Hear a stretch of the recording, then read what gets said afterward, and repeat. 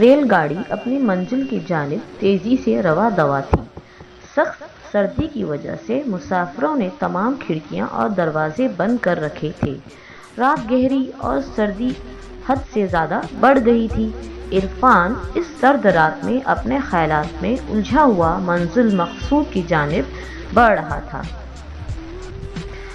آج اسے رہ رہ کر اپنی بوڑھی ماں کا خیال آ رہا تھا، جسے وہ روتا ہوا چھوڑ کر کام کی تلاش میں دوسرے شہر جا رہا تھا۔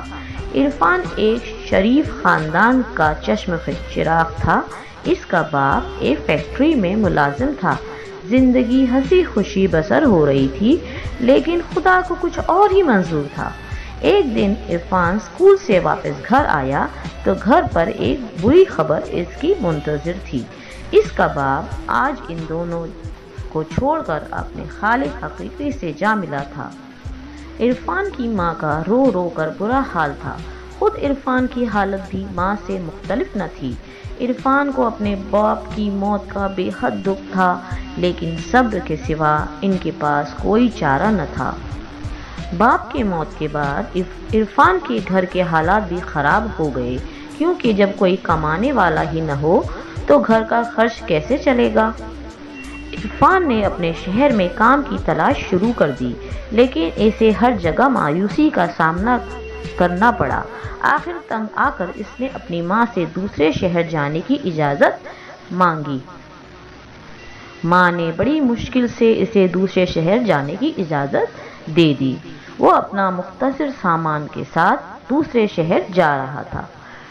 ٹکٹ دکھاؤ کہہ کر ٹکٹ چیکر کی آواز پر اس کا سلسلہ ٹوٹ گیا۔ عرفان نے فوراً ٹکٹ چیکر کو اپنا ٹکٹ دکھایا۔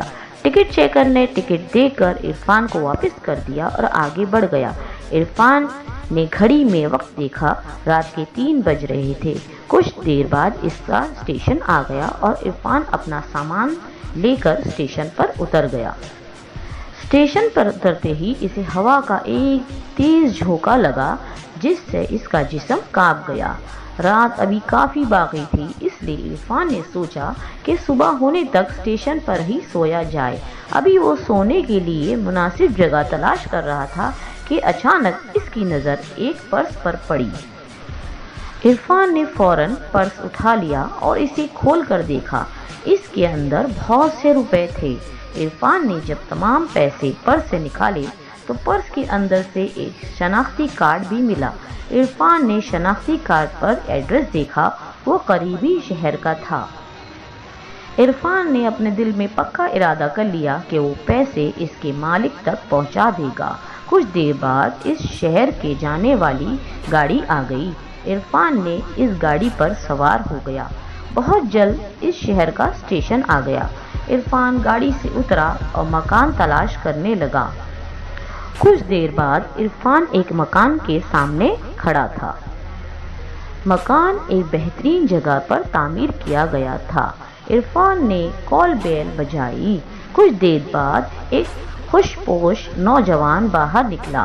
عرفان نے آگے بڑھ کر اس سے ہاتھ ملایا اور جیب سے شناختی کارڈ نکال کر دیکھا۔ شناختی کارڈ پر اسی شخص کی تصویر لگی ہوئی تھی۔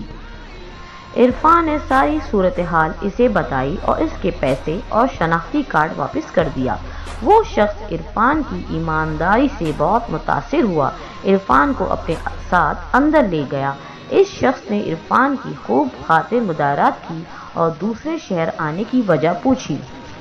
یہ نوجوان ایک بہت بڑی فیکٹری کا مالک تھا۔ عرفان نے اسے بتایا کہ وہ دوسرے شہر نوکری کی تلاش میں آیا ہے۔ اس شخص نے عرفان کی ایمانداری کو دیکھتے ہوئے فوراً اپنی فیکٹری میں ملازم رکھ لیا۔ عرفان بھی بہت خوش ہوا کہ اسے اس کی ایمانداری کا پھل مل گیا ہے۔ اس کہانی سے ہمیں یہ سبق ملتا ہے کہ ہم پر چاہے کتنی ہی مصیبتیں کیوں نہ آ جائیں، مصیبت سے کبھی بھی نہیں گھبرانا چاہیے اور ہمیشہ ایمانداری سے کام کرنا چاہیے۔